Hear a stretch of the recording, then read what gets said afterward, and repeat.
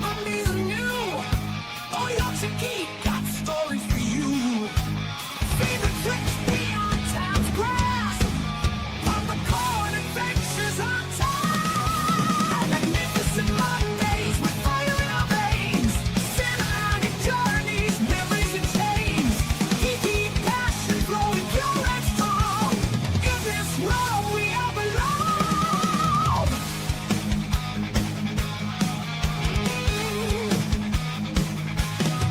Movies of war and stories that fly. From battles in space to tears in the eye. Epic tales, TOYG knows best. Trumpet tells, join the quest. Magnificent Mondays with fire in our veins. Cinematic journeys, memories and chains. Geeky passion flowing pure and strong. In this world we all belong. Movies of war and stories that fly. From battles in space to tears in the eye. Epic tales, TOYG knows best. Drop the couch, join the quest. Magnificent Mondays with fire in our veins. Cinematic journeys, memories and chains. Geeky passion flowing pure and strong. In this world we all belong.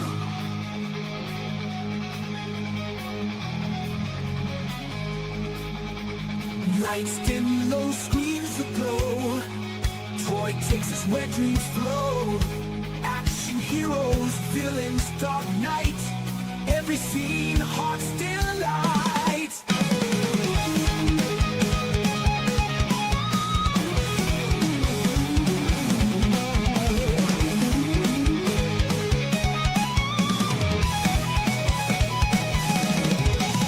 Geek myths, giants rise and fall.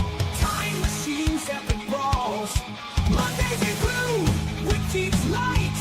Fantasy realms to infinite heights.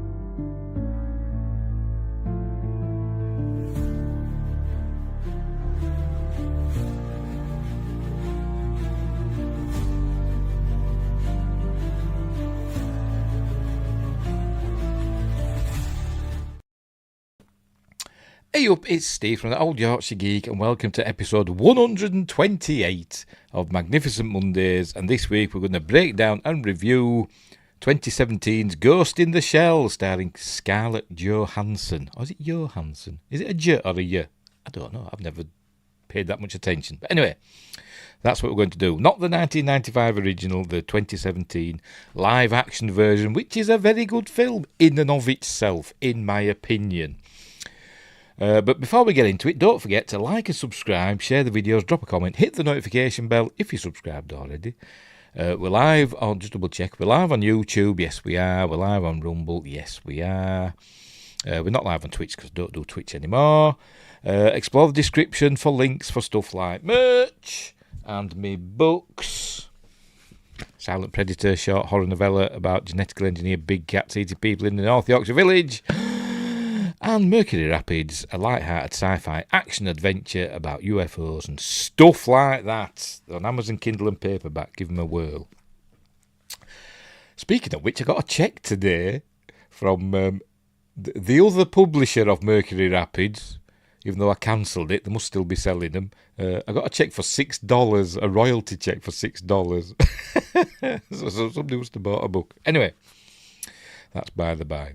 Where were we? Links in the description for them and me websites, me channels and all that cool stuff, me social medias and Spotify, etc. Become a member and you get early access videos and exclusive videos and all that cool stuff. Join us in the live chat if you've been a subscriber for more than a day.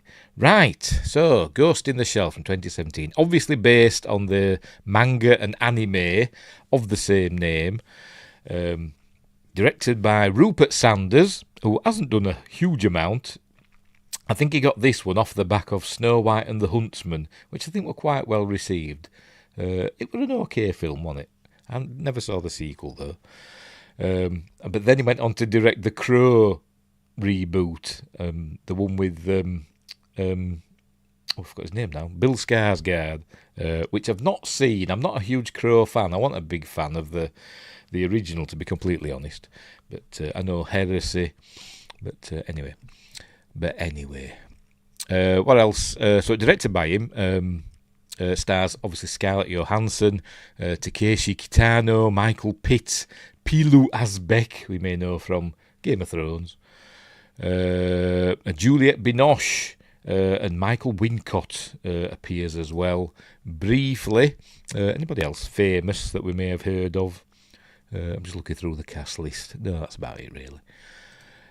What else? It had a pretty big budget, I imagine. Yes, it had a budget of $110 million, box office of $376 million. So it did okay. It didn't lose money. But I think it did better in Japan than it did in, critically speaking, in the rest of the world. There were obviously accusations of whitewashing, because obviously Scarlett Johansson's not Japanese, but in a lot of anime films, though, the characters don't look Japanese, do they? They've got the big wide eyes and stuff, and and all that stylized view. They all kind of look westernized, don't they? So anyway, even though it is set in Japan apparently, but not filmed there. But anyway. So there we go. We'll get on with it, shall we? So that's Ghost in the Shell. In a nutshell, as Austin Powers might say. Right, so we'll get on with it. We're not going to watch the film because YouTube would, throw a hissy fit and just stop the stream for copyright reasons. So we're going to go through it in a series of stills. I'll try and remember what I've gleaned from the quite minimalist special features on the disc. No commentary. Just like a behind the scenes, a 30-minute behind the scenes and a couple of 10-minute featurettes, whatever. But anyway, trying to remember what I've learned from that, which is probably nothing, knowing me, because I forgot to do notes, because I'm an idiot. But so we'll get on with it, shall we? I shall pop myself down in the corner. Where are we? There we go. Oh, look, I'm partly hidden. I forgot what I'm doing now. Popping myself down in the corner. I tell you, I'm going mental. Is it that one? Yeah. And I've got to change that answer, that background. There we go. There you go. Right. Oh, excuse me. Burping already, and I haven't even started. Right, off we jolly well go. We shall begin. The flick. Is it going to come on? Did I press play? I think I did. Is it playing? Oh, yes, it is. There it is. Because it's Paramount. But anyway. Been doing a lot of Paramount films recently. Have you noticed? Anyway, so off we go. Paramount and DreamWorks. There we go. And Reliance Entertainment. We know nothing. Loads of idents, by the way. Shanghai Film Group. Is it Hui? This was made when China were trying to break into Hollywood. They seem to have not. They don't bother anymore, do they? But they were everywhere, weren't they? We've got a Rupert Sanders film. Right, we begin with some dialogue. Not dialogue. Text dialogue. I don't know. Text exposition, that's what I'm trying to say. Wyngrace is calling me a Paramount shill. Yeah, well, don't know about that. But yes. Paramount, send me some money to pay my electric bill, which I've just got today. Anyway. In the future, says the text, the line between human and machine is disappearing. Advancements in technology allow humans to enhance themselves with cybernetic parts. Hang on. There we go. Hanker Robotics. By the way, I've seen the original Ghost in the Shell from 1995, the animated version. I've not seen any of the others. I've not seen the others. I forgot what they're called now. Them. I've not seen the others, so I don't know what's taken from what. Apparently this film takes bits from, all the Ghost in the Shell animated stuff and smudges them together. But anyway, I forgot where I won now. Hanker Robotics, funded by the government, I'm guessing the Japanese government because it's set in Japan. Although it was filmed in New Zealand, visual effects by Weta Workshop, with some bits filmed in Hong Kong. So I'm guessing that's why there's Chinese company logos at the beginning. Anyway, is developing a military operative that will blur the line even further. By transplanting a human brain into a fully synthetic body, they will combine the strongest attributes of human and robot. Robocop, basically. Or Robocop 2. Anyway, so here we go. Is that it? Oh, and then it goes to ones and zeros. And then I think then we're going to cut to, yes. We see somebody on a gurney with 2571. Actually, it says Project 2571 on her wrist thing, which is important later. We see that later. Anyway, the oxygen levels are dropping. We're hearing dialogue over like a tannoy. And there we go. That's the main bit. Robotic skeleton prepared and waiting for brain insertion. Goes up. The poor person on the gurney isn't listening to this. And then we get the opening credits. Scarlett Johansson, blah, blah, blah. And then we get, they're showing it. Look, a brain in some sort of thing. Anyway, it's all cool. I imagine Weta Digital did all this cool stuff. I think, hang on, where are we? Never mind. It's all very good. Kind of reminiscent. Kind of reminds me a little bit of the opening credits for Westworld. Remember that back in the day, the series? Particularly this bit. There we go, where it comes up through the white stuff. But it's all very nice, all very pretty. And then it does a very John Woo thing. All the white stuff. What's that paint? I don't know what it is. Just turns into fluttering things, and it just reminded me of John Woo, like he's with his white doves and stuff. Although they're not doves, but it just reminded me of it. And then we see the eyes. Have I missed it? I might have missed the eyes. The eyes don't look like Scarlett Johansson's eyes, or Johansson, whatever the hell. What's it going to show? There we go. They look very Oriental eyes. Can I say that? I don't know. In Britain, Americans would say Asian, wouldn't they? But in Britain, when we talk about Asians, we're talking about people from the Indian subcontinent, Pakistan, Bangladesh, them sort of places, Sri Lanka, etc. But when we're talking about Far East people, or East Asian, I suppose you could say. That's when we're talking about like Japanese and Korean people, etc. But then, as I said, it doesn't look like Scarlett Johansson. But maybe it is. I don't know. Maybe it is. But just look, anyway, Asian eyes. Because they were gonna, I think they were going to try and make her look more Asian. I'll just say Asian. Look more Asian by using CG and stuff like that. And then they decided not to, because maybe it didn't work. Or maybe it was too expensive to do. I don't know. But they just kept her looking like Scarlett Johansson. And thank God for that, because she looks mighty fine in this film, I must admit. And then we go, Ghost in the Shell. Which is obviously talking about the human brain in the robotic body. The brain is the ghost, the shell is the robot. Anywho, right, anyway, so she's coming round and she breathes. I'm guessing for oxygen to the brain, I suppose. There we go, she's just saying just breathe, and she's going like that. But she does end up breathing. I'm guessing that's why. It doesn't explain it, but I'm guessing that's why, because they need the brain to be oxygenated, so they must have like robotic lungs or something. Here's Juliette Binoche as Oulette. She's the scientist behind the project. There you go, she's in focus now. She won an Academy Award for The English Patient. I think that's her most famous gig in it, which I've not seen, The English Patient. It's not my bag. But anyway, so here she is. But she's kind of freaking out a bit, so the sedator. This guy is the main baddie. He's the boss of Hanker. I don't even know his name. Cutter. His name's Cutter. Mr. Cutter is the boss of Hanker Robotics. So he's saying, she's product to him. It's basically, this film is basically RoboCop and iRobot and all that stuff. You can see elements of it in there. Anyway, so he's saying she's a weapon, and he wants her operational, because she's going to become super important. And then it goes to, hang on, it says 1 year later. There we go, 1 year later. And then we cut to, we don't know the name of the city. I think it's called something like, is it Newport City or something like that? I can't remember. Justin's here. Hello, Justin. We've only just begun, as Karen Carpenter might say. I think I said that last time, didn't I? I think it's Newport City. Does it say?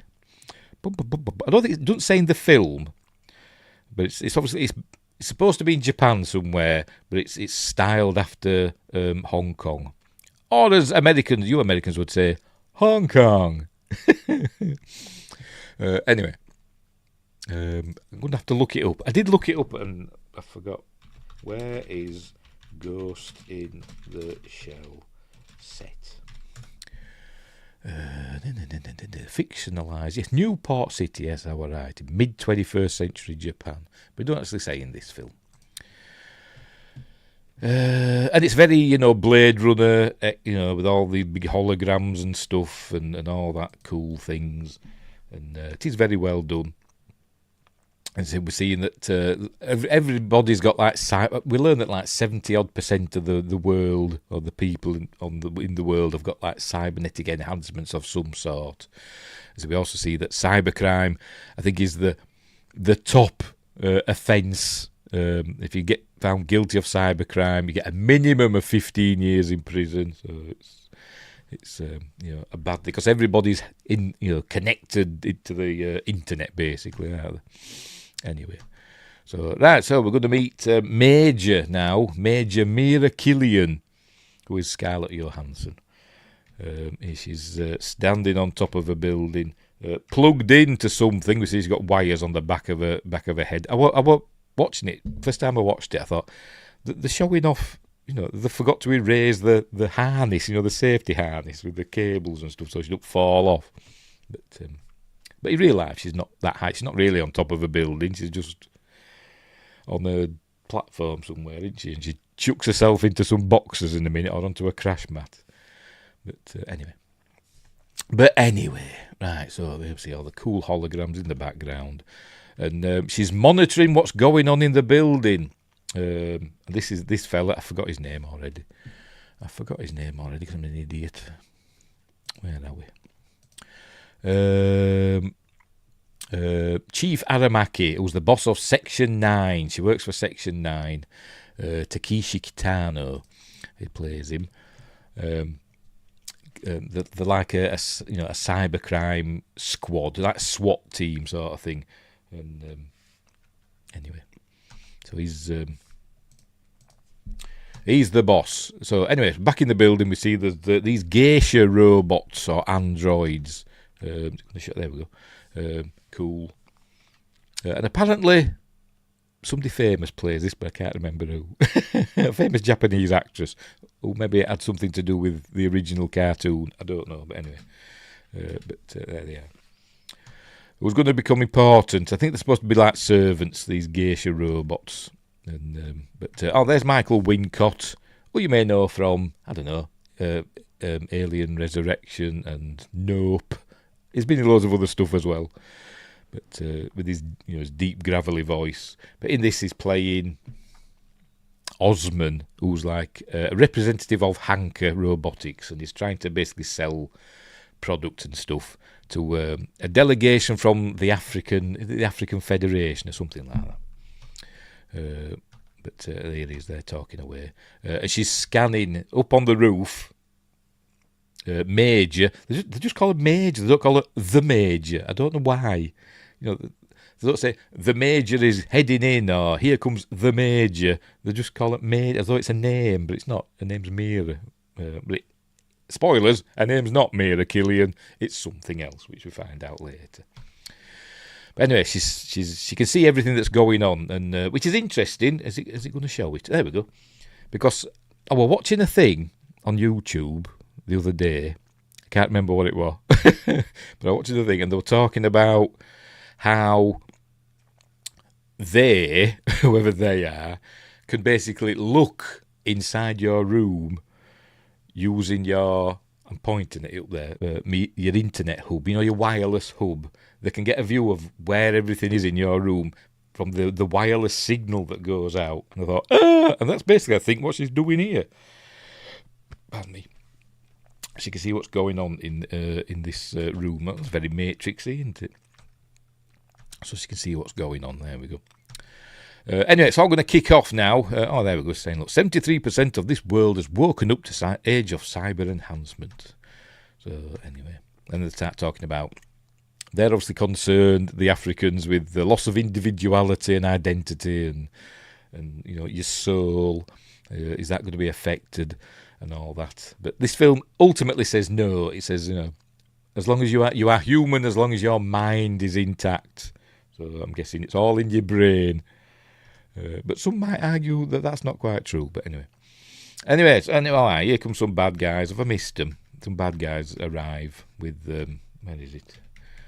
With suitcases. It might be in a minute. They take out these two chaps who I think might be just androids. It's a bit confusing to know who's just a fully android and who's like an enhanced human. It gets a bit muddled sometimes. But there we go. She knows that's happened. She's going in. But the boss, whose name I've forgotten already, because I'm hopeless. I am genuinely hopeless. What is it? Aramaki, there. Aramaki says, no, don't go in, wait for backup. But backup's 2 minutes away, they're on the way as the other Section 9 people. He says, no, that's too long. Shots fired and all that. I'm going in, she says. So this is where we get to see her rather shapely form, I must admit. She must have worked out. Here she goes, look. Hey! And he's saying, Major, stop. By the way, he speaks Japanese and everybody understands him. He's subtitled, that's why he comes on like that. He never speaks English in it, I don't think. But everybody understands him. He's like Jabba the Hutt. Everybody understands him. Anyway, so off she goes. She jumps off. The geishas grab hold of Osman there, and they're going to hack him because he's got implants and stuff. And here she goes. She jumps off. Look, and we see that her suit that she's wearing is like a stealth suit. We would see it. There she goes. Have we seen it? Oh, there she is. There you go. She disappears. It's a stealth suit. Doesn't explain how, but it just is. Anyway, it all kicks off. There we go. They all come in. The bad guys come in with their machine guns. They had them in suitcases. For some reason, it skipped over that bit. See if we can see it. They're coming.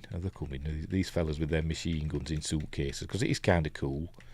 Go back again. Here they come. Look, diddy din din din din din din. Like, just reminds me of Kill Bill.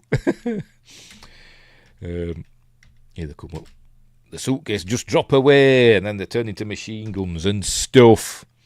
Anyway, she jumps off. Anyway, there we go. The geisha grabs hold of him, plugs into him, and it's hacking into his memories and stuff like that. Because in the future, all our minds, if Elon Musk has his way, we'll all be plugged into the machine, won't we?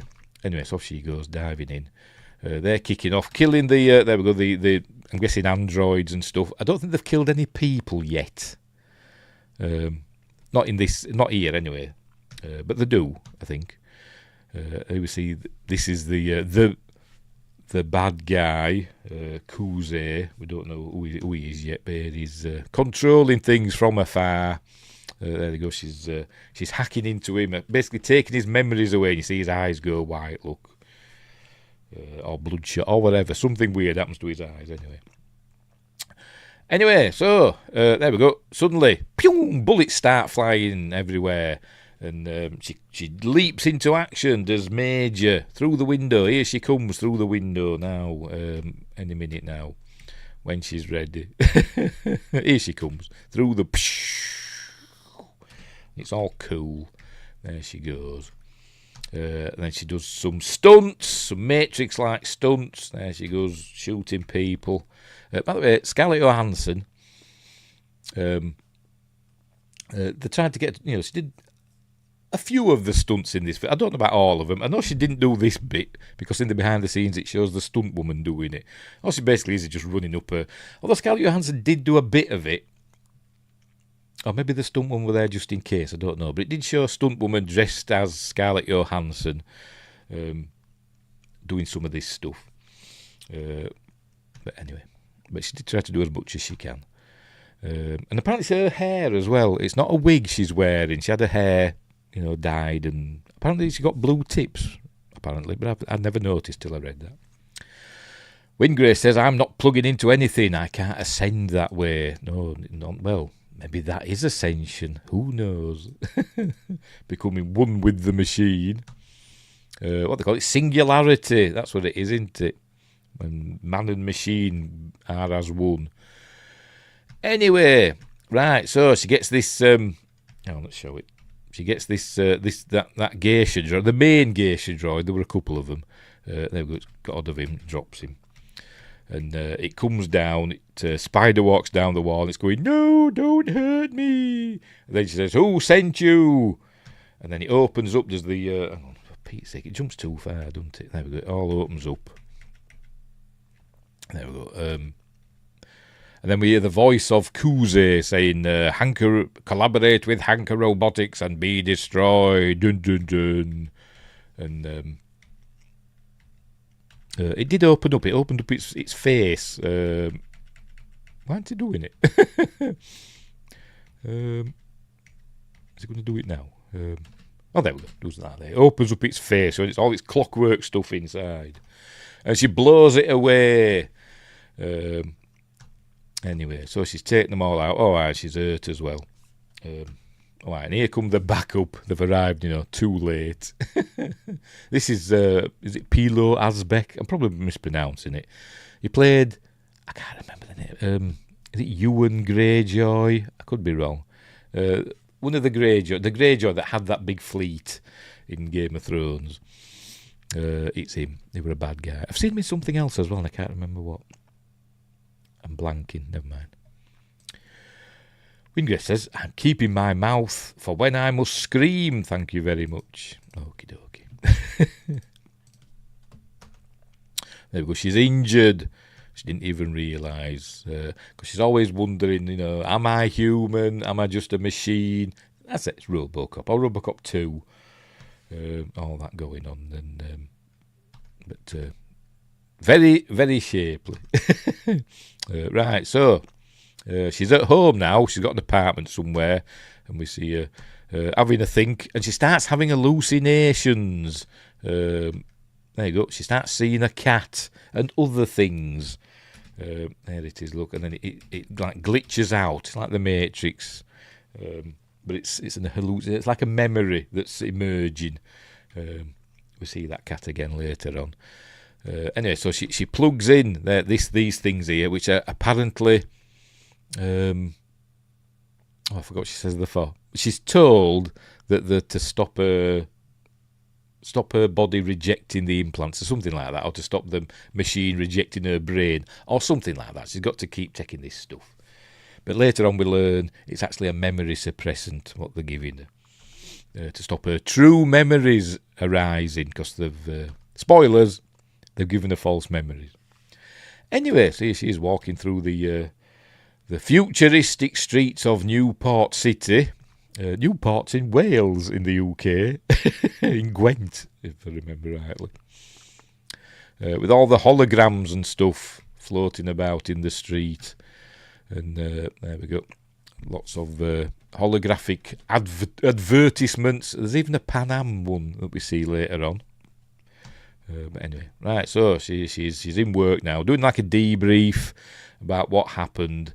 And that's where we meet the rest of Section 9. I can't remember the names. But I will look down the list. So we've got Pilo Asbak as Batu. This fella, I think that's him. Chin Han as Tagusa, who is fully human apparently. He's got no enhancements. She is... I'll tell you, because I can't remember. Ladria, played by Danusia Samal, which apparently they're all these characters, by the way, are from the anime or manga or whatever. Apart from her, she was made up for this film. So there you go. They had to stick another woman in, didn't they? I think is that it? Is that just them? I'm sure there's some others as well, but.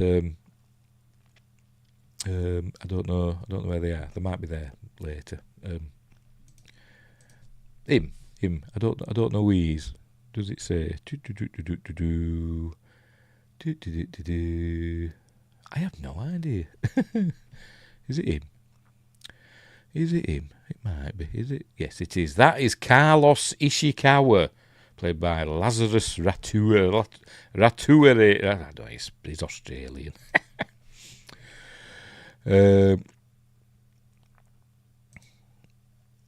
Wingray says 3.44 times less impressive than Sloane's section, because he was in section 31. What? So is that 9 times? 3.44 times 9 is 31, is it?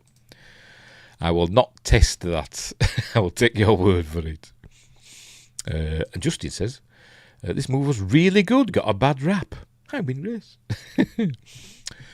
Yes, it did. You know, I think it did okay, and as I said, it was actually more warmly received in Japan than in the West. The Japanese people loved it apparently, and embraced it as another part of the Ghost in the Shell canon. And we learned that he's just had some new upgrades. He's had a new liver put in or something. There he goes, showing it off there. Cybermech liver, so he can drink more. Anyway, so here we go. They're going through a debrief, and we learned that this fella's, the bad guy's called Kuze, and we learned that they'd killed some other scientists or some other people connected with Hanker Robotics in another place at about the same time. There you go, beaten to death. But, so these are the bad guys. Look at the terrorists. They're calling them terrorists. Because it's an anti-terrorist squad is Section 9 apparently. So anyway, so that's all they're after. Anyway, so they're going to split them into 2 groups. Major and Batu have to go and talk to. I forgot. They've got to go to Hanker Robotics and see about the geisha that that had been hacked and got them all. has been sent for analysis, and they have to go there, and the other three are going somewhere else, and I've forgotten. But there we go. Oh, there we go. Major and Batu get Dallin's report. There we go. Eamon and Ladria are going to speak to Mr. Cutter, the CEO of Hanker. Wingrace says, I think it fell into the trap of all anime adaptations being crap with the whitewashing allegations. Too bad. Yeah, but as I said though, a lot of anime stuff. Well, I've not seen a lot of anime. I've seen the bits of it, but particularly like Ghost in the Shell and animes like I've seen Armitage 3, or was it Armitage the Third? I don't know, but whatever. But a lot of them don't look Japanese in that, do they? The characters, they look like stylized Western characters, don't they? But anyway, it's supposed to be in Japan, and there is a lot of. Obviously, in the mid-21st century, Japan's opened its doors a lot more than it does now. Because there's a lot of Western characters in this film. For instance, Ladria, who's British apparently, with a terrible accent. I don't mean terrible as in she's putting on a bad accent. It's just a very common, very cold, blimey, governor. That sort of, not like a proper Yorkshire accent. Justin says, I really thought they adapted it well and tried to get the look right. Yes. And the fellow that did the first film, I can't remember the names, but the director of the first Ghost in the Shell film came on set and gave them his blessing and all that stuff and liked the film. I suppose he'd have to say that though, wouldn't he? But anyway, right, so they're splitting him up. I don't know where they're sending him. There's another one there. There's another couple there, isn't there? Don't know who they are. They are red shirts, no doubt. Anyway, so, alright, he wants to, but first, I forgot his name again. I can never remember his bloody name. Aramaki. Why can I not remember that? Aramaki calls Major into his office. They dismissed them all. Goes, Major, a word, please. So she's going to get chewed out, isn't she? Anyway, she's got this really weird walk. I've pressed the wrong button. Hang on. She's got this, really weird walk. This is supposed to be like a manly walk. Because she doesn't quite look robotic. But anyway. So he's saying, he told her, by the way, not to go in. Did I mention that earlier? When she jumped off the building. He says, don't go in. And she says, no, I've got to. No, I did mention it, didn't I? So he's telling her off for that. And she says, I had to do it and all that. And this is where he's saying, look, you are more than just a weapon. You have a soul, a ghost, so to speak. Anyway. Right, so, off the go. Is this where we're going to see... Let me scroll up. No, it didn't. It'd be dizzying living here, wouldn't it? I'd be walking around, bumping into things, looking at all this stuff. But anyway. Justin says, true, a lot of anime is westernised in its look, and Ghost comes from that era. It was the style, yes. Yeah. Yes, she has a spirit within.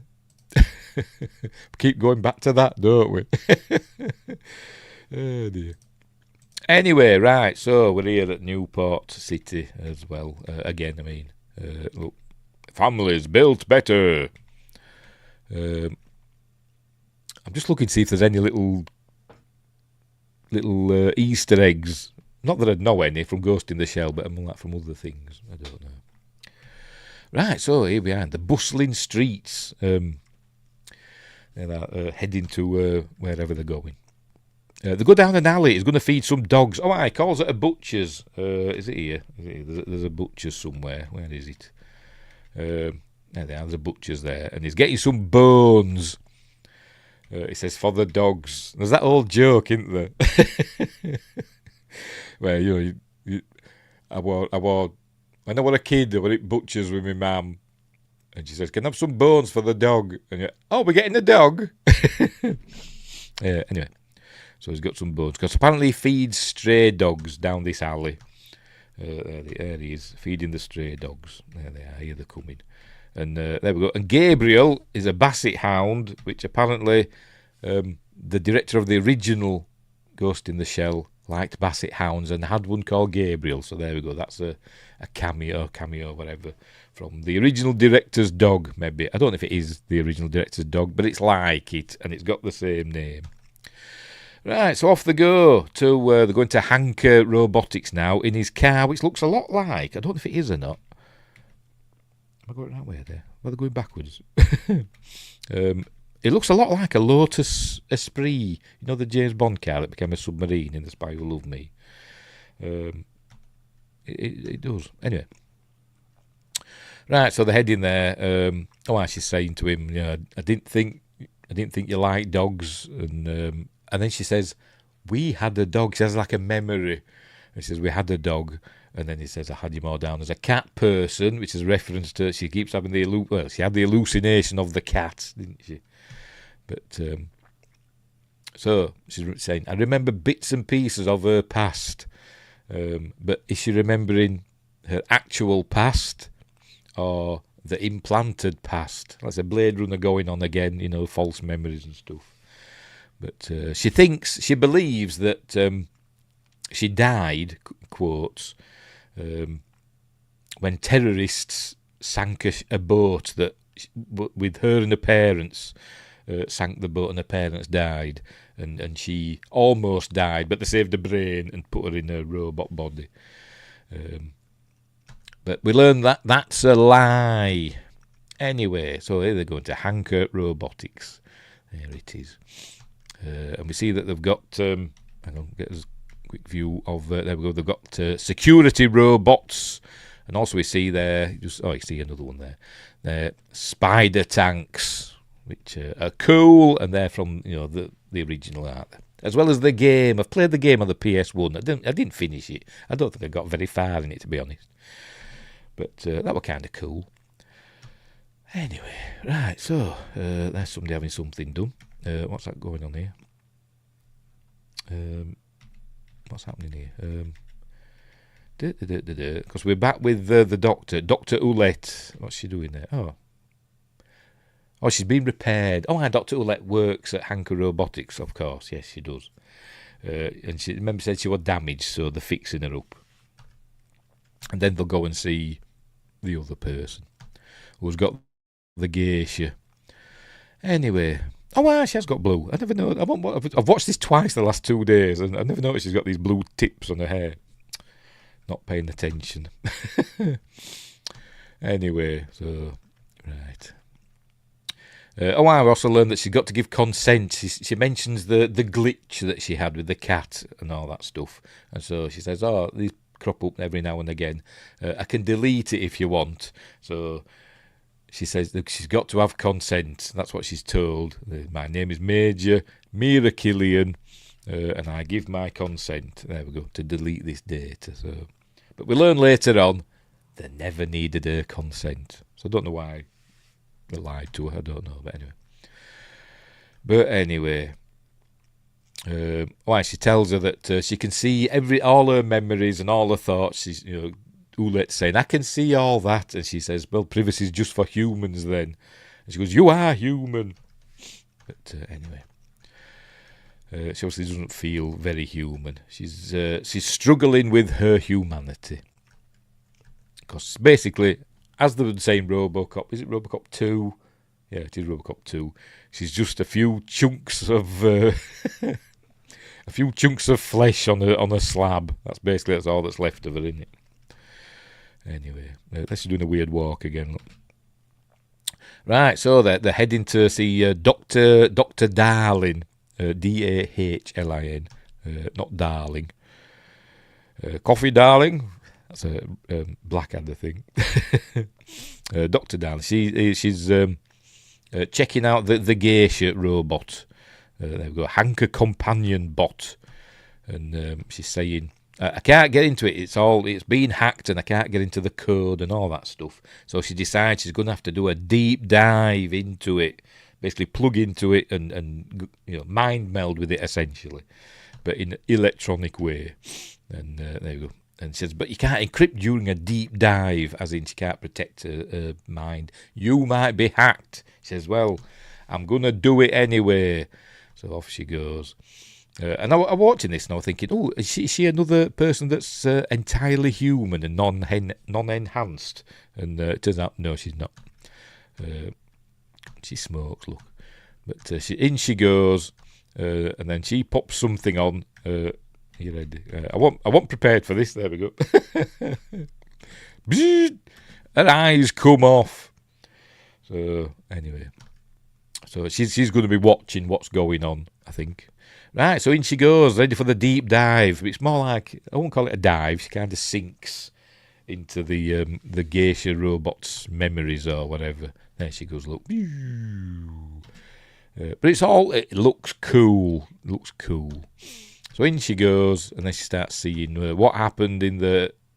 It's like some holographic memory. That's how I thought about it when I was watching it. I'm thinking, oh, looks like holographic memory. She's seeing all the stuff going on. What happened, with Michael Wincott and all them. But then she sees the bad guy, Kuze, working on the geisha. We see that he hacked into it. And but then she's getting hacked now because she gets overwhelmed. He's going to show it now in a minute because he sees her, look. He sees her.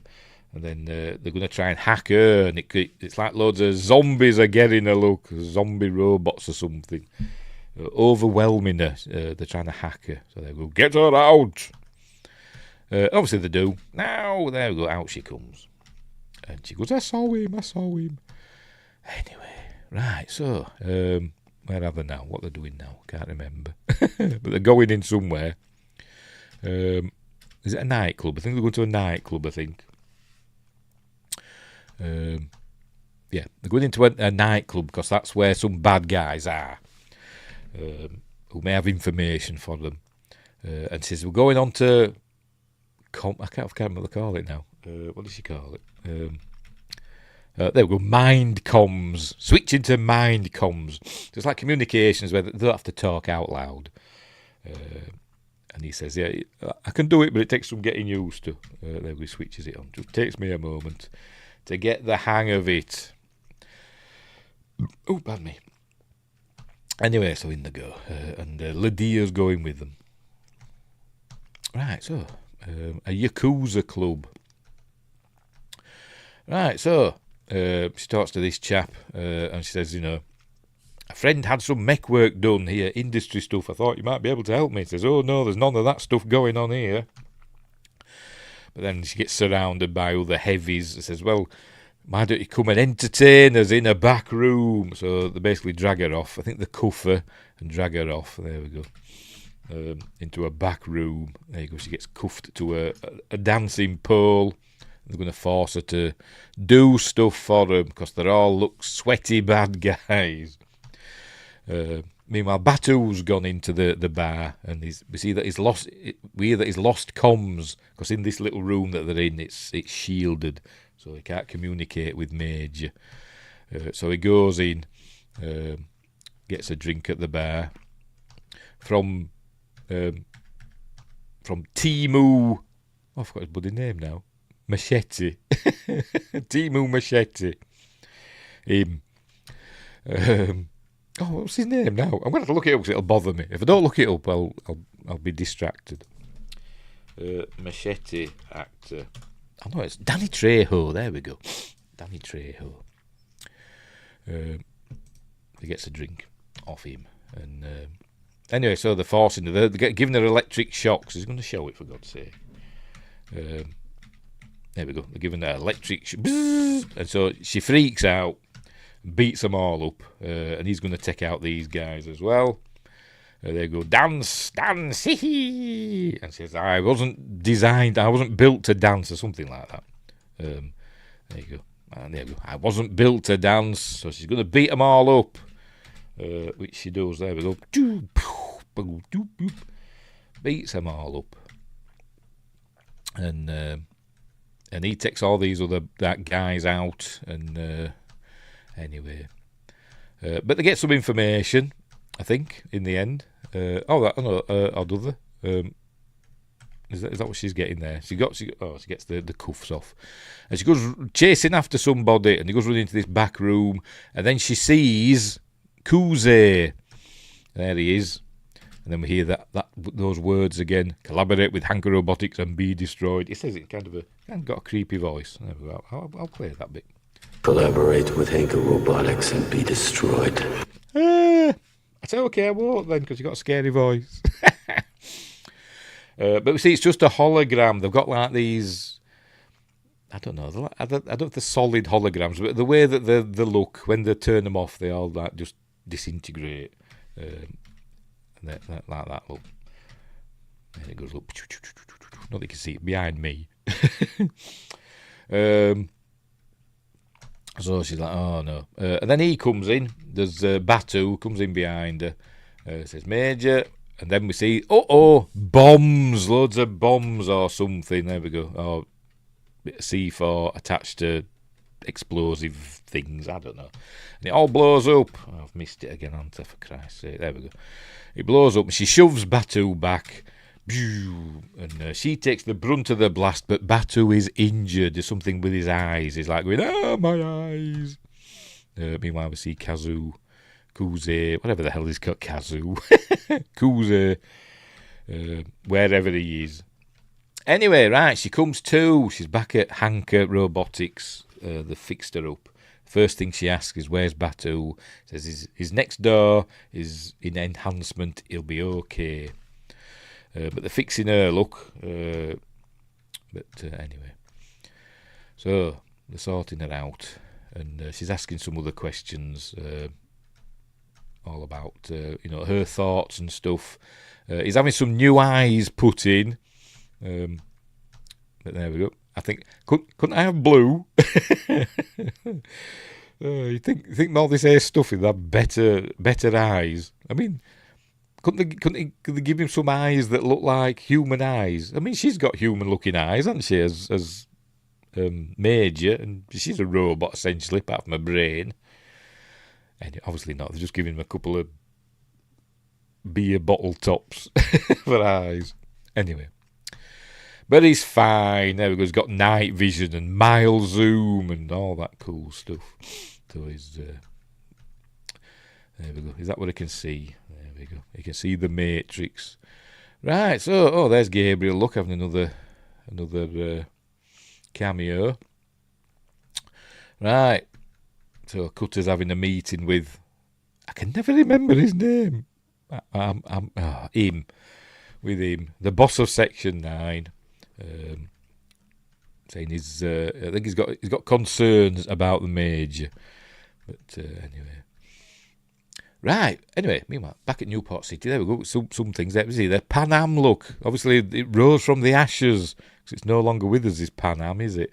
I think it's supposed to be an homage to Blade Runner, because in Blade Runner, there were a Pan Am advertisement, wasn't there? Also, Adidas, we say Adidas. Oh, look, that Heineken bottle there. Anything else? Don't know what she's doing. An Effalump. I can't see anything else. There's loads of stuff, but I can't make anything else out. Right, so, she's back in her apartment and looking at, I don't know, a holographic mirror or something. It's very Star Trek Discovery, they had them, didn't they? Just have a mirror. Anyway. Because she's, as I said, she's struggling with her humanity, so she's going to go and basically pick up a prostitute, which is what she's going to do now. Here she is, she sees one here. You human, she asks. Yes. So they go into a little room. I wasn't sure, actually, if this were a man or a woman we were looking at here. Because it does look like a woman, but I'm thinking, is it like a very feminine man? It is a woman. I looked it up. It's Adwoa Aboa. I'm probably saying that wrong. She's a British model and actress. But anyway. And the character name is Leah. So there we go. I'm not sure exactly what's going on here. I don't know what happens, but Major just wants to look at a fully human person, I think. So she starts basically prodding and poking her. What does that feel like? And she says, I forgot what it says. Oh, she says, it feels different. I don't know, and that's basically it. I don't know what happened. I don't know, but anyway. Right, so, meanwhile, back at Hanker Robotics, Dr. Darling makes a breakthrough. He's with a holographic representation of the geisha's memory, I suppose. And something pops up. There we go. Secure Project 2571. So she's found that. That's the clue. But she was connected with that, we learn. But anyway, she puts it all on her memory card. And but here's Kuze sneaking up behind her. Don't know how he got in, but maybe he's got a stealth suit as well. I don't know. Anyway, he kills Dr. Darling. And this is where we learn that he's something to do with Project 25. Did I get that right? 2571, whatever it's called. Anyway, so they're heading into they've got his heading into work. So they've got to get to Hanker because Darling's dead. So off they go. It does like we go. It does look like a Lotus Esprit, doesn't it? From the side, look. We see it again later on. I'm going by the door handles. we'll see the door handles later on. They look very much like old Lotus door handles. Anyway, here we go. Dr. Darling's dead. He was pulled her eyes off. But she had by the way, before before she got by Kuze, she like loaded the information about Project 2571 onto like a USB stick, a big massive clunky USB stick, and he didn't think to check her hand because there was something's been deleted, and now there we go. I'm going too far now. I've gone too far. Go back. There we go.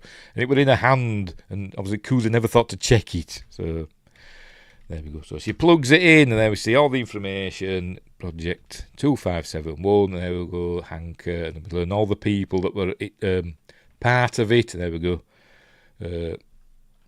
Whoever that is, don't know who that is. There we go. Dr. Osmond, Dr. Mark, don't know who he is. There we go. Dr. Darling. All right, Darling. So there we go. They were connected with Project 2571. And it also says, and there we go, Dr. Ouellette. So it says, where find Ouellette? Because all the others are dead now. So find Ouellette. I think their other two that we saw that I didn't know who they were. Maybe they were the ones that were killed at the same time as they got Dr. Osmond. You know, one were beaten to death, weren't they? Earlier on. So find Ouellette now, but she's in a car. Calms her down. Is it going to show it? It shows it in a minute. But then we cut to some chaps sitting having their lunch with chopsticks because it's Japan. Having their lunch in a garbage truck. And we see they've got enhancements. Both of them have. They must have anyway because Kuze, they're talking about, you know, day-to-day things. His daughter's having violin lessons and stuff like that. And then suddenly they just stop because there we go. Kuze takes control of them and they start up the truck and go driving. I see it's gone too far. And then we cut to the car of. Go back again. Hang on, because we're missing it, aren't we? Are we? No, we're not. Keep going. Boom. Anyway, we're in the car of Dr. Ouellette, or Ouellette, I don't know how to pronounce it. She's here with her assistant. I don't know if her assistant's just an android, or an enhanced one, but I remember that were in the anime, wasn't it? I remember that, with all the millions of fingers doing all this typing. But anyway, this bit always makes me jump. The two times I've watched the last 2 days, it made me jump. For some reason, I wasn't expecting it, even though I know it happened every time. But it made me jump. They did actually roll the car over. Obviously, we're on a blue screen, and they had a car on, like a thing to roll it over. So they did actually roll it around with Juliette Binoche inside and this other woman. So there we go. So there it is. I think it's supposed to be like a Rolls Royce. Looks like a Rolls Royce, doesn't it? But anyway. Right, so they've got that. They've stopped her, and they get out, and apparently they've got guns. They've got guns in their garbage truck for some reason. I don't know, but here they are. They take out the, I presume it's an Android driver. There we go. Oh, look, he had a gun. I've just noticed he was going to shoot them. Take out the Android driver, and they're going to go after Oulet now. But then here comes Section 9 in their big truck, and I thought they were going to run him over. And then here they are in their whatever it is. I said that door handle looks very much like like the door handle that's on James Bond's car in Spy Who Loved Me. That's what I'm thinking. Is it based on the Lotus Esprit? Maybe it is, maybe it isn't. But anyway, there we go. Another look at that door handle. It's a very British, door handle, car door handle.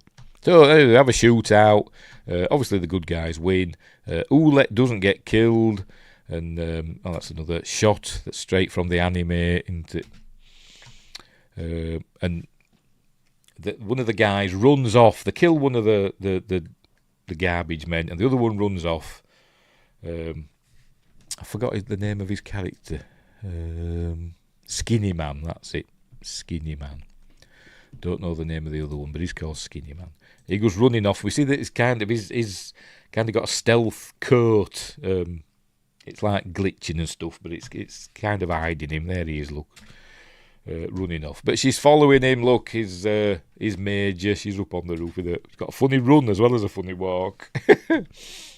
But anyway, for some reason, he stops in the middle of a big pond, like a big pond, I don't know, reflecting pool, whatever it is, with, apparently that's Hong Kong in the background. It's supposed to be Newport City, but I think it's Hong Kong.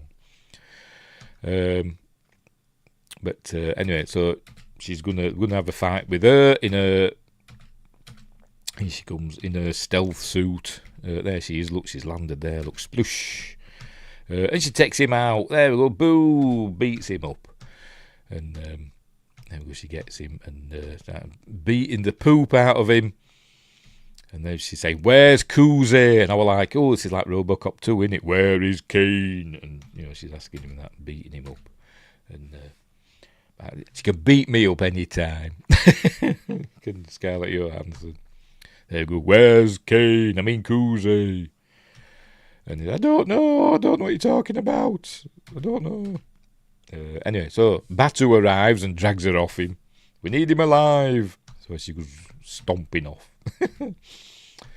Right, so cut back to, I don't know, Section 9 HQ. And they've got Skinny Man in some weird get-up. But we're learning that he's saying he doesn't remember anything, and he's a dad, and he's got a daughter who's taking violin lessons. And then we learn, no, he hasn't. He lives alone. He's lived alone for the last 10 years.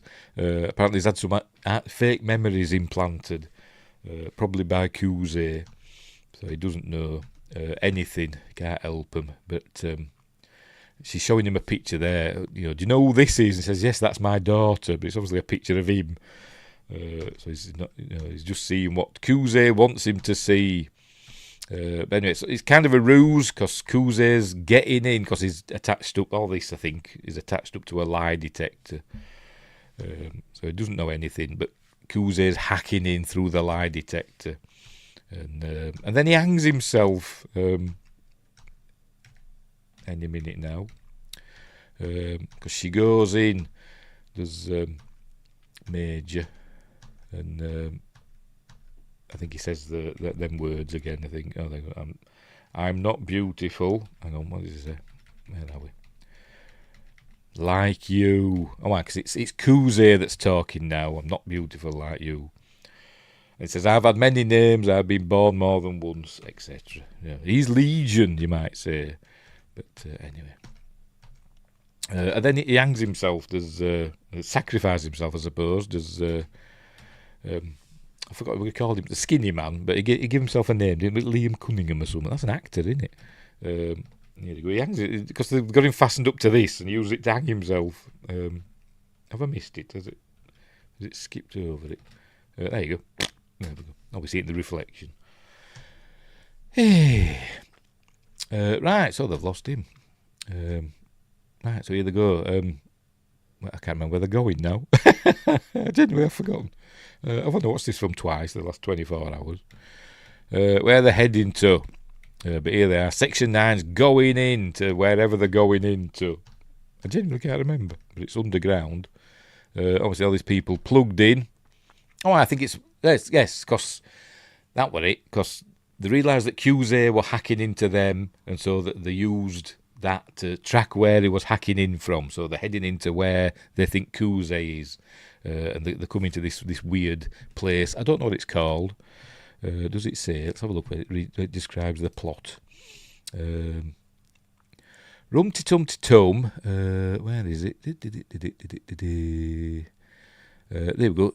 Tagusa tracks the hack to a secret location where the team discovers a large number of humans mentally linked as a makeshift signal network. There we go. That's what's going on here. That's what's going on. Anyway, so in they go. Take out some of the bad guys and like that. And that's it. It's a drug thing again, isn't it? It looks like it, doesn't it? It's as it RoboCop 2 or RoboCop 1. Well, both of them. They both had drug shootouts, didn't they? But anyway, so she's going off by herself. It's never a good idea.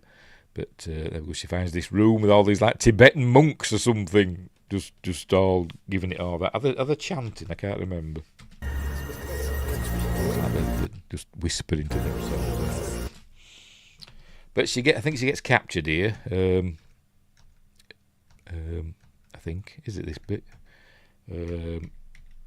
She sees people there in bags. Don't know what's going on there.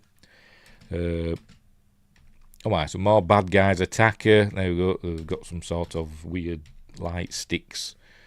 But I think she gets overpowered and captured. There we go. They're zapping her and they capture her.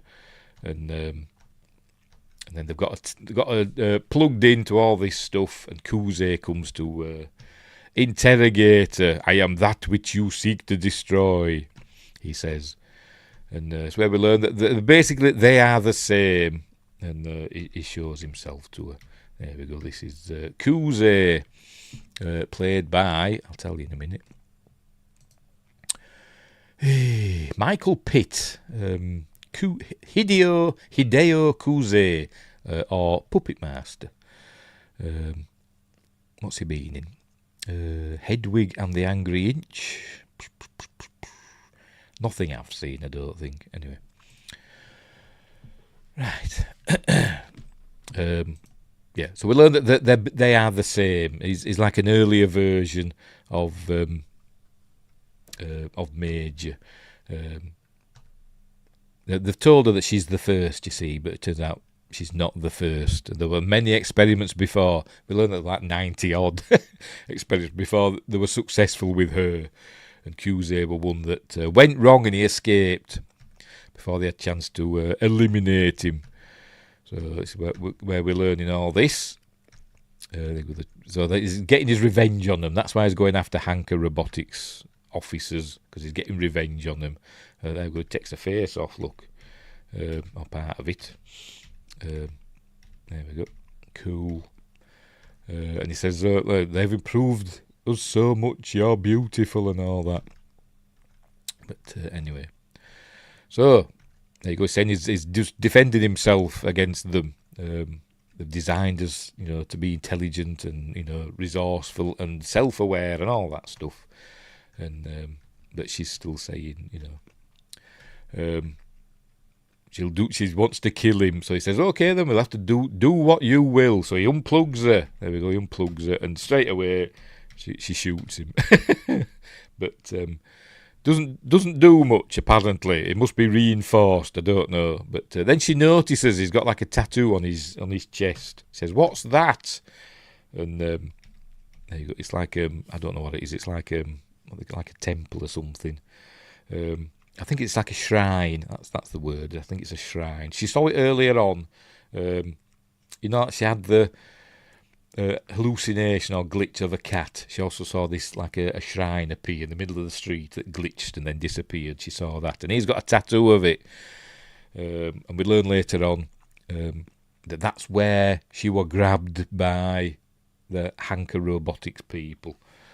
But anyway, there you go. I can't remember. I'm haunted by it, she says. But anyway, they come in to save her. And he tells, don't take the medication. They're there to suppress your memories, your real memories. Anyway, so they all come in shooting. He shoots at them, and he runs off. He escapes to Kuze. And so now she's got another mission now. She got to go somewhere. Oh, she's going to see Dr. Ouellette, who lives in some typical Japanese 2x4 apartment, it seems. Anyway, and she scares her. She says, was I the first? And all that. How many experiments were before me? And there were 98. There were 98 before they got to her. So she's a bit cross. She's a bit cross with her. His major. And then she asks, says, was I really found in the water and all that stuff? Was, my parents, did they die? And she says, no, it were fake memories, implanted memories and all that stuff. And she did, it were Hanker's idea, it were Cutter's idea, but and she said, I disagreed with it, but my research was so important and all that stuff. So she's fallen out with Ouellette a bit, anyway. I think she's gone off grid as well as Major at this point, so they can't find her. Anyway, she's out in the water now. I don't know why, and she's just floating about in the harbour with lots of weird creatures swimming around. I don't know why. It doesn't really explain it, but it looks pretty. Pardon me. She gets on the boat. Kind of reminds me of the beginning bit of Lara Croft in the Cradle of Life when Angelina Jolie comes out of the water. But there you go. You see that Batu's there. She says, oh, I didn't ask you to come. He says, you never do, but I'm here anyway. Because he's loyal to her. I think he's kind of in love with her, I think. It doesn't say it, but I think he is. He's there waiting for her. He's there to help her. He's not going to give her in. But anyway, so she's been having a think about what to do. And she says, I've got to go back in. You've got to take me into Hanker. Because that's where she can get her answers. So she says, you're going to have to take me in. And then he doesn't. Because she gets taken in by other people. So they didn't really need that scene. So what's going on here? Can't remember. Cutter's in touch with Dr. Ouellette. There we go. His agents have arrived. And she's saying, she knows everything. Well, she doesn't need to. So he says, we've got to bring her in. They're going to... He wants Dr. Ouellette to either wipe her memory or just, terminate her. And he ends up wanting her to kill Major. But anyway, here we go. They're taking her in with their weird man in the iron mask helmets. I don't know what all this is going on, but anyway. Right, so in they go. And then she starts having little memories of, I think this is supposed to be young Kuze, memories of her, on the operating table. And there we go. We see that she's sedated. She's a bit woozy. And there we go. So he basically tells her to wipe her memories, destroy her, and make another one, basically. So that's what he says. You did it before, and you can do it again. So this is a bit like iRobot. Remember that scene in iRobot where the doctor were going to kill Sonny, but didn't. This is just that. There we go. He gives her this vial with some deadly toxin, I imagine, that's going to kill the Major's brain, because remember she's got a brain in that head. So she starts off as though she's going to do it, and but obviously she doesn't. There we go, and she injects her with something else instead. There we go, some yellow stuff. I don't know what that's for. Maybe it makes her memories come back. I don't know. But she goes, ooh, and then she says, "Go now." There we go. Go. I'm releasing you. So she gets up and she beats up the guards that come in. And there we go, off she goes. takes out the guards and runs off. But Cutter, he kills Ouellette. Look, shoots her through the glass. There we go. So he's killed Cutter, and then he blames. He gets on the blower to the Section 9 boss, whose name I can never... Akarami, I can't bloody remember. Aramaki. He gets on the blower to him and says, Major's escaped and killed Dr. Ouellette and guards and stuff, and now she's on the run. So now, Hanker Robotics is gonna... We're gonna take her out. Anyway... So off they go. There you go. She killed Dr. Ouellette, but obviously Batu knows better. But anyway, so take her out or we will. Anyway, she's got an address. I'm not sure where she got this from. Maybe Dr. Ouellette gave her it. I can't remember. But anyway, she's got an address. Look, 1912 Avalon Apartments, which has something to do with. It is an Easter egg, but I don't know what of. She goes to these apartments, which are actually in Hong Kong, apparently. I don't know if this were actually filmed in Hong Kong, or they just saw them and then built a set that looked like them. I don't know, but anyway. So you have these circular apartments. And then she sees the cat. That cat that she saw earlier on. Let's go back a bit. Where is it? We hear a meow, and she looks, there we go. See the cat, and she picks it up. It's that cat that she saw earlier. And then this woman comes out going, Pumpkin! That must be the name of the cat. Pressing the wrong button. There we go. And there we go. And it turns out that this is her mother. We don't know that yet, but it turns out it is. It's her mother. We learn that she was called... I've forgotten. Mikoto... Motoki... That's it. Motoko Kusanagi. That was her mother. So she was Japanese originally. She was a young Japanese woman. Anyway, she says, "Look, I've got your cat here," and then she just invites her in. She says, "I was looking for." She said, "Oh, come in." She didn't even say. So she's obviously very trusting. So in she goes, and she got a very old-fashioned apartment. And she doesn't seem to have any enhancements or anything. And it's a very old-fashioned apartment. There's no holograms going on here, and it's a bag of something hanging in the window. Don't know what's going on there. Says, "Do you want some tea?" "Oh, yes, okay." And there we go. She looks into her room, says, "That was Motoko's room." And goes, "My daughter died a year ago." And said she ran away. And then the police told her that she'd taken her own life. So she's sad about that. But she keeps her room like that. She's got like plastic stuff covered in the things to keep the dust off, I imagine. So they have a little chin wag. There we go. They told me she took her own life, and she's all sorry and stuff. But she doesn't say, I think I'm your daughter. I have her brain." Obviously, she looked Japanese. She got a different appearance now, hasn't she?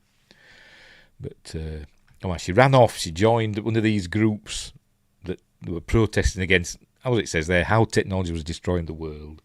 And anyway, she took her own life. The police said, but obviously that wasn't what happened, and we do see what happened later on. Anyway, so she's got to go and do something else, and she says, "I've got to go." She says, "Will you visit me again?" And she goes, "I will." I thought, what a bizarre, what a bizarre meeting. But anyway, maybe she thinks maybe there's a connection, because maybe just the way that she moves, maybe, I don't know, or the way her eyes move and stuff like that. Maybe there's a connection, and she recognises something of Motoko in her. I don't know, but anyway, off she goes. Obviously, they're both upset about it. They know something weird's going on. Anyway, so we're back with Aramaki, the Section 9 boss. He's got a revolver. Is putting some bullets in that. So she gets through to him with the mind comms, and she's saying, they lied to me, and all my memories are fake, and I didn't die on a boat, and all that stuff. And Ouellette knows what to do, and then he says, "Ouellette's dead." Cutter says, "You killed her," and obviously they don't believe it. So he's going to go and see the Prime Minister, is Aramaki, about what to do about Cutter and Hanker Robotics. So that's what he's going to do. Right, but they don't know that Cutter were listening in. He must have the same technology, though, that the Major were using at the beginning, pardon me, to monitor what were going on in the building, and he's been listening in. So they're going to come a cropper soon. That's what I'm trying to say. But anyway, meanwhile, he's getting in his car. Got these like, old-fashioned shaped cars for some reason. But some hanker bad guys come and shoot the poop out of the car. But he's not dead, because I don't know how. He's got a bulletproof suitcase, apparently. There we go, just hides behind his suitcase. Or his attache case, look. Takes them all out with his 6-shooter. Anyway, so he's still going to go and see the Prime Minister. I'd be like, no, I'd straight to Cutter and just take him out. But he's still got to go and see the Prime Minister to get permission, I think, to take out Cutter, or to arrest him at least. Anyway, there's Batu waiting with Gabriel. Anyway, right, is he going to die? Oh no, he ain't. He takes out one of the hanker bad guys. Now, what's happening here now? I don't know. I can't remember how she knows where to go where Kuze is. I've forgotten what happened. I've forgotten how she finds him. But maybe she just knows. I don't know. Or maybe he's sending a signal out. But she's going to go and to find him. So it's this weird place. She says he's in the lawless zone or something like that. Let's go back. Awaiting your orders, sir. Where is it? Hang on. I thought it was back here. Hang on, where are we? He's getting a spider tank. There we go. She's in the lawless zone. The lawless zone. That's like something from Logan's Run, isn't it? So anyway, she's in there. That's where Kuze is. And then she goes in there. She sees the shrine that she'd had an hallucination about. And I think this is actually where they were taken by the Hanker forces. She gets a memory of it. She starts seeing it. There we go, the memory of it.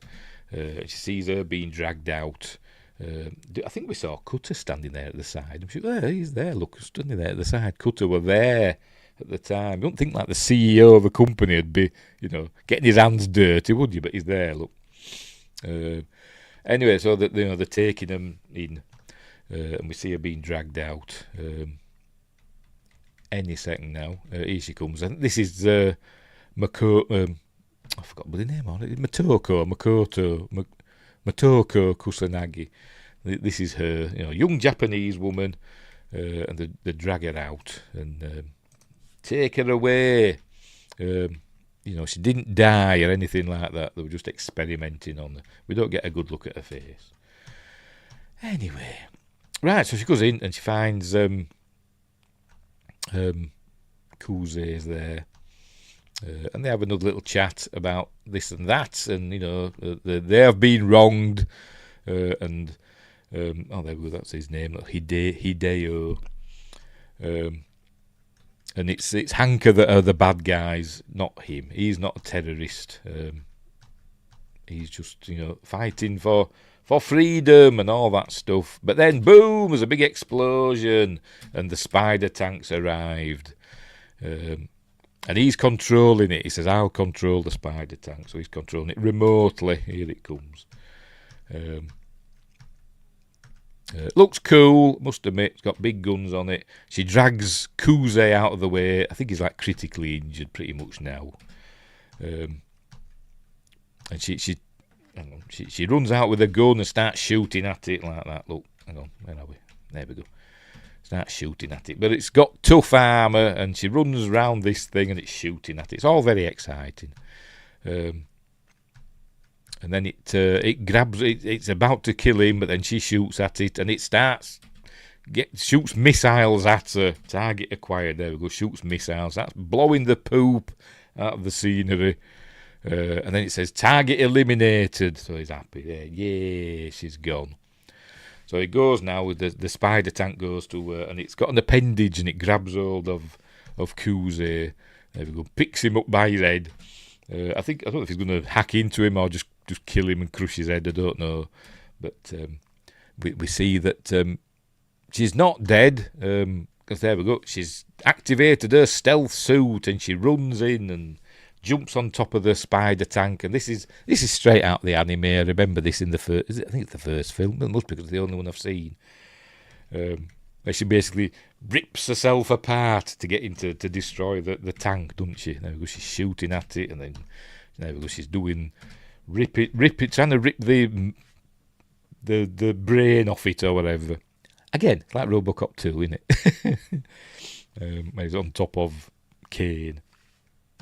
But it's cool. Like I said, it looks a lot like that. I remember it does look a lot like the anime where it's all tearing and all that, and all the muscles are coming out, and then she rips her own arm off. Hang on, where are we? Here it comes. There we go. She pulls that bit off, whatever it is. I'm guessing it's the brain of it. And her arm comes off. Oh, she's got an arm off. And it blows up for some reason and sends her flying. And Kuze drags himself up to her and they're having a little chat. The spider tank's destroyed. And he says, come with me. I don't think either of them's in fit state to go anywhere, really, have they? But he says, come with me. And he says, no, I have stuff left to do. Anyway, he's saying, sniper team is on site. Only a flesh wound. Yes, it is. Only a flesh wound. Come back, you coward. So he's got snipers there. Oh, crack. So anyway, they're in a helicopter thingamabob. Here they are. Look. An ornithopter or whatever. And they've got a sniper team in there. And they take out... thankfully for our film, they take out Kuze first. They shoot him in the head. Any minute now. There we should saying, I belong here. And there we go, he's about to take the shot. Target is in view. Do it! So they kill Kuze. There we go, so he's dead. No, she says. Here comes Aramaki. Sounds right, doesn't it? He's going to come and take care of Cutter in a minute. He's on the mind comms to another one of Section 9. Says, have you taken out that sniper? Says, I'm about to. And he's got a big gun and he shoots the helicopter plane thing, whatever the hell it is. And takes that out, shoots that, and it crashes. Woo, there we go. Cool. Justice says the ending was kind of rushed. It does. What's the word? Snowball quickly, doesn't it, towards the end? Anyway, so she's like, oh, crikey. But here comes Batu. He scoops her up, takes her away. He's there to protect her because he loves her. Sort of, I suppose. Maybe like a sister. We'll say it like a sisterly love, we'll say.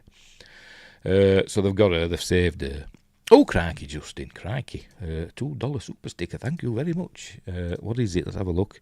Oh, it's that weird thing that I don't know what it is. What is it? It's I don't know. But it's cool, and it's, thank you. It's not that dog. Anyway, so Aramaki confronts Cutter, and he says, I knew it would be you. He says, I've come from the Prime Minister. I have authorization to arrest you for crimes against humanity and stuff like that. Illegal experiments, blah, blah, blah. He says, I knew it would be you. And we see he gets, there we go, thought it might be you. And he gets a gun out. Look, sneaky, because he's a bad guy. But he's not fast enough. And there we go, Aramaki shoots him. Like Clint Eastwood. Is it a lemon person? Okay, lemon person. Not an angry berry. I think I said that last time, didn't I? Anyway. But thank you, Justin. Anyway, so he's got him now. And he's begging for his life. They go, no, please, don't shoot me. But he contacts Major. And he basically has permission to kill the bad guy. And he says, you have my consent. Do I have your consent? He says, yes, you have my consent. He says, my name is Major Killian, Major Mira Killian, you have my consent. And he blows him away and he falls in the water. He's fallen in the water. So off they go. walking off into the dusty sunrise or whatever, I don't know. Then an unspecified amount of time later, she's all mended, is Major, and she's at a cemetery. I don't know where this is. Is this an actual cemetery? In Japan or Hong Kong or somewhere? I don't know. I don't think it says in the filming locations. Let's have a look.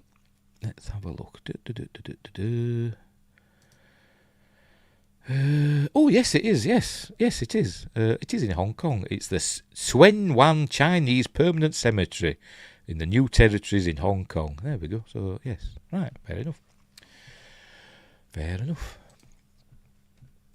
Oh, Justin says, yes, that is Hong Kong. The music was great in this. Was it Clint Mansell and somebody else did the music, didn't they? Clint Mansell, whatever, and Lorne Baif did the music for this. Clint Mansell's a good... Not heard of the other fella or woman, but Clint Mansell's a good composer. He wrote... Was it Clint Mansell that did the music for... I can't remember what it for. Was it Vanilla Sky that got used in loads of trailers, and I can't remember what it were called. Requiem for a Dream. Got used in loads of trailers, didn't it? Anyway, I think he wrote that, did he? I'm going to check now, see if my memory's working properly for that. Yes, for Requiem for a Dream. Nothing to do with Vanilla, whatever I said. Requiem for a Dream. It got used in loads of trailers, didn't it? Anyway, where were we? So she's in this cemetery. She's standing by a grave. There we go, and we see that it is the grave of Motoko Kusanagi. That is the name of the original character in the anime. Obviously, they changed it to make her look Western, so they give her a Western name. But now she knows her real name. And we see that there's some flowers, I think, by the grave. Maybe, oh no, they're on another grave. Oh, whatever. But then we see over in the distance there's a mother there, and this is where they realise now. It says, "You don't need to come here anymore." There you go. It says, "I know." So they realise now that I just got a bit emotional watching this earlier on. That her daughter is still alive. I don't know where her husband is, but her daughter's still alive, and they embrace. And then we cut to she's going back to work now. Justy says, "Vanilla Sky is one of my favourite movies." I don't know if I've seen it. Is that the Tom Cruise one? I might have seen it once, but I can't remember what happens in it. But anyway. And I don't know if I liked it or not. Maybe I did. I'm not thinking I didn't like it, so maybe I did. But anyway. Where were we? Oh, yes. Now she's going back to work now. The film's nearly done. She's going back to work, and she's on top of a building again in a minute. Oh, hang on, we haven't done yet. She's taking the covers off. So I'm guessing now she's moving back in with her mother because she's taking the stuff off Motoko. I forgot the name already. What is it? Motoko. I keep thinking Makoto for some reason. Taking the plastic off from Motoko's room. So I'm guessing she's moving back in with her mother. That's what I get from this. She says, "Her mind is human, her body is artificial. I was the first, but I won't be the last." Blah, blah, blah. And she's heading back into work, and her team is assembled. I don't think any of the team got killed, did they? Usually in these films, at least one member of them, usually most of the team get taken out by the bad guys, don't they? I don't think any of them did in this, did they? They're all fine. They maybe got injured and stuff, but they're all there and present. It was also based on a Spanish film, Vanilla Sky was. Okie dokie. Like I say, I think I've seen it just once, and I can't really remember what happens in it. I know it's weird, isn't it? I think it's like one of these non-linear storytelling films, isn't it? This movie should have got a second. They were going to do a sequel, weren't they? I think it says here, possible sequel. But it's never materialised, has it? But anyway, you never know these days. They might do another. It's only 9 years. By the way, I think it's the 9th anniversary of the film's release. It released in 2017. I think that's why I picked it. Yes, March 16th, 2017 in Japan it was released. So it's the 9th anniversary today. Happy birthday. Ghost in the Shell. Anyway, where were we? Oh, they're all going back to work. Diddle ding ding diggy ding ding diggy. There she is squatting on a rooftop again. She's worse than Kate Beckinsale in Underworld, isn't she? But she's here watching me in the monologue. So, I'm here to do all this cool stuff, and now I'm going to chuck myself off a building, kind of in the nude, sort of. But anyway. And off she goes. Whee! Oh, and we learn that she's got permission to go in. I don't know where she's going in. She's going to do something, get some bad guys. And we hear Aramaki's on the mine comm saying, you have permission to go in. So in she goes. And there he is saying, oh, there we go. You're authorised. And so there, she's already going. And she makes herself disappear. And then the film ends. There we go. And then we get the end credits. There they are. I don't think anything happens at the end. I don't think there's a post-credit scene. No, I think that's an ident, isn't it? Yes, it is. It's not a post-credit scene. Justy says Hollywood should have did it. Yes, they should have did it. Scarlett does not age. There's something going on there, isn't there? Yes, she's an alien or something, or immortal. But anyway, it is a good movie. Yes, it is a very good movie. I really enjoy it. Put her on a roof with Aeon Flux, Ultraviolet, Underworld, and crap. I had another and forgot. Yes, there's lots of that going on. But yes, maybe a bit of, she played Black Widow, didn't she? So, all that stuff. Yes, Daredevil. Yes, even though that was a fella. But anyway. Right, so. Matt, another fella. I think we're trying to think of women on rooftops. Lara Croft has probably squatted on a rooftop more than once. Anyway, so that's the end of Ghost in the Shell 2017. A really good film. Better than probably a lot of people think it's going to be. It's well worth it. Yes, Elektra. I didn't mind that Elektra film. I thought we were all right. Not amazing or anything, but I thought we were all right. I like Daredevil as well, the director's cut. That were good. The film, not the series. The series is good as well, but the film is good with Ben Affleck. But anyway, I digress. So yes, it's on reasonably priced on Blu-ray. Get it. It's well worth a look. Storm. Yes, she likes to go on rooftops and summon the weather, doesn't she? And tell frogs, do you know what happens to a frog when it's struck by lightning? Same thing that happens to everything else. What? Anyway, that's another film. Right, so we'll leave it there. We're all done. Hang on. I've got to change my background, haven't I? Just bear with me. Hang on, we're there. Look.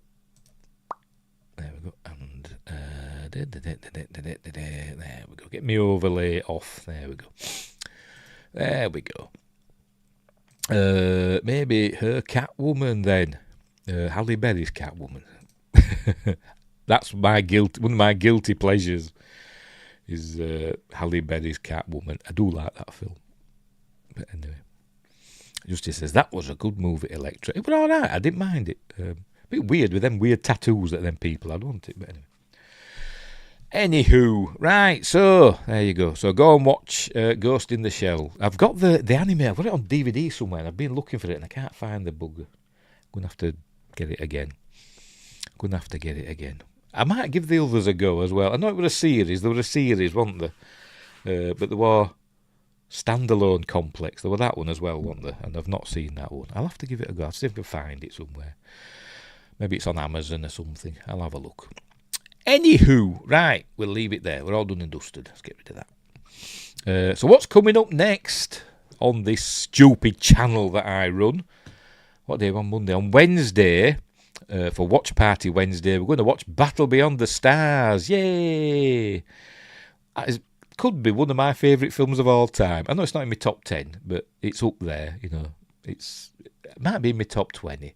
I love that film. Went to see it at the cinema when it first came out. Loved it. Still love it now. It's rubbish. It's just the Magnificent Seven, Seven Samurai, whatever, in space. But it's amazing. That's on Wednesday. Sorry, Wingrace says, worked well enough to come back in Deadpool. What did? I can't remember. I've slept since I watched Deadpool. All I can remember about Deadpool is Blade coming back. And Elektra. Yes, Elektra was in it, wasn't she? Yes, Jennifer Garner. Yes, she was in it, wasn't she? Yes, that's what you're on about. Sorry, I got there in the end. Justin wants... Yes, I know Elektra. Yes, I got there in the end. Justin wants a live-action Vampire Hunter D. Isn't there one? I know there's an animated one, isn't there? Maybe that's what I'm thinking of. I'm sure I've seen somewhere there's a live-action Vampire Hunter D. I could be wrong. I probably am wrong. Winger says, the animated standalone complex is good. The CG remake from a few years ago is not. Oh, crikey. There was 2 animation ones. Oh, that might be what I'm thinking of then.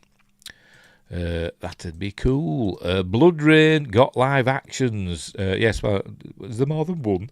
I know the first one had her from Terminator 3. I got her autograph. I think, did I meet her at a convention or what? I can't remember. But, yes. Justin's never seen the CG one. Neither have I. I'm going to have to look them up. Anyway, where were we? So Wednesday, Battle Beyond the Stars. On Friday, I haven't got a copy. My son's got it somewhere. Friday, my Appointment with Fear is Zombievers. It's the anniversary of that film as well, which is why I've picked it. And I've not seen it. But my son says it's rubbish. I got it for him on DVD one Christmas. Because he likes horror films and stuff.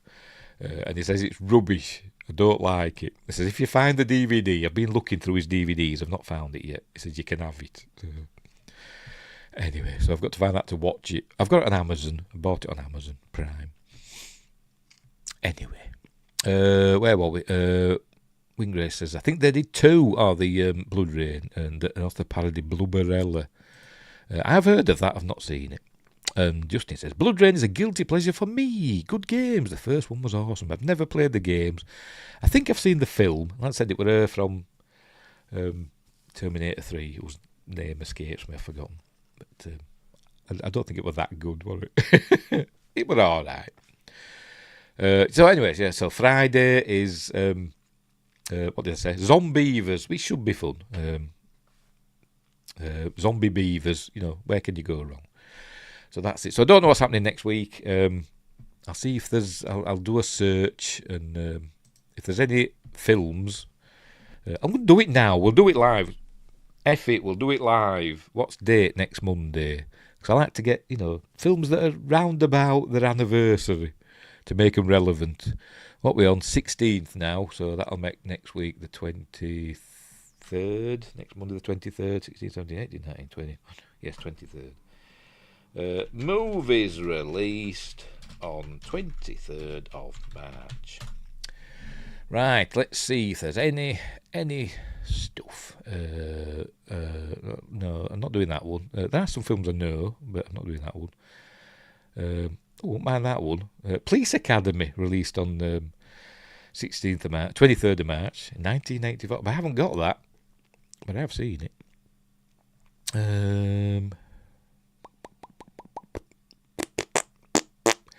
No, there's nothing jumping out at me. Not doing Police Academy. Right, looks like it's going to be... Where is it? Next Monday, for Magnificent Mondays next week, is going to be The League of Extraordinary Gentlemen, LXG. Yay. Really, another good film, unfairly maligned. A lot of people say it's the film that forced Sean Connery into retirement. He wanted to play golf. That's all he wanted to do.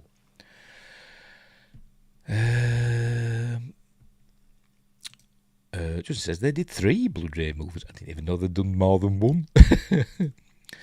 Wingray says, surprised they haven't tried the Devil May Cry live action. Yeah, you'd have thought so, wouldn't you? Shame, Police Academy movies are awesome. I think I've only seen that first couple, maybe two, maybe first three. I don't remember. The first one's by miles the best, isn't it? But anyway. It's great, except for the stick shift car. What's that? In LXG? Nemo's car. I can't remember. It's a while since I've watched it.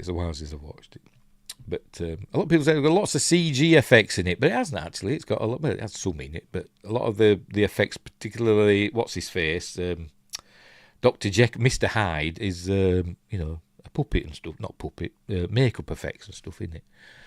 Anyway, number 4 is the best. What Police Academy films? I don't know if I've seen it. Citizens on Patrol. I don't know. I just. The first one for me. The first one. I might have seen it. I might not have done. I don't know. Nemo just invented a regular car before regular cars would have liked it to be different. It did look like a normal, like a submarine as well. That's the thing that lets that film down, I think. The Nautilus is just a submarine. It looks like a submarine that they'd have now, wouldn't it? It doesn't like the Nautilus from 20,000 Leagues Under the Sea or anything like that. But anyway, the film itself is good. And actual James Bond is in the comics, but they couldn't use him in the movie. I know they were planning to do the next one. Were going to be like War of the Worlds, wasn't it? And it does. There are posters, Martians invade England and that in the film, aren't there? I think that were going to be for the sequel, but they never. But that's for next week. That's what we're doing next week. They never got round to that. So right, so we'll leave it there. We're all done and dusted. Just teasing you. Police Academy is pure Americana. Okay, that's it. I don't know if I've seen Citizens on Patrol. I might have done, but it's a long time ago when it first came out. If I did, I just remember I liked the first one the best. But yeah.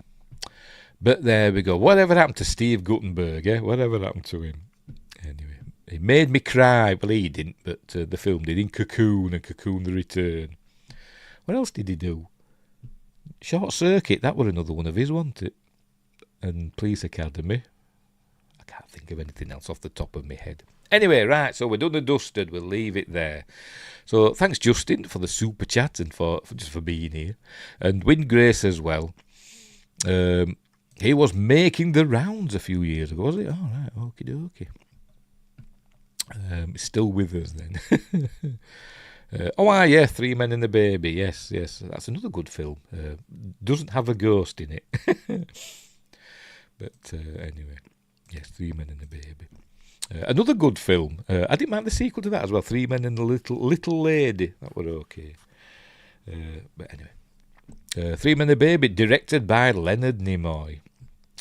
Right, so we'll leave it there. Let's check on Rumble, make sure there's no Rumble chats. No, there's not. Right, we'll leave it there. So thanks, Windgrace, and thanks, Justin, for keeping me company. I don't think anybody else popped in, did they? I didn't notice. And thanks, Justin, for the super chat. It does help. But as I said, got a big electricity bill to pay. And because it's the Christmas bill. Christmas and winter bill, isn't it? That's why it's big. Anyway, that's by the by. That's my problem. Right, so we'll leave it there. So, thanks for watching, and wherever you are, look after each other. And until next time, hang on, I've got to find my thing. Where is it? Until next time, I'll say the...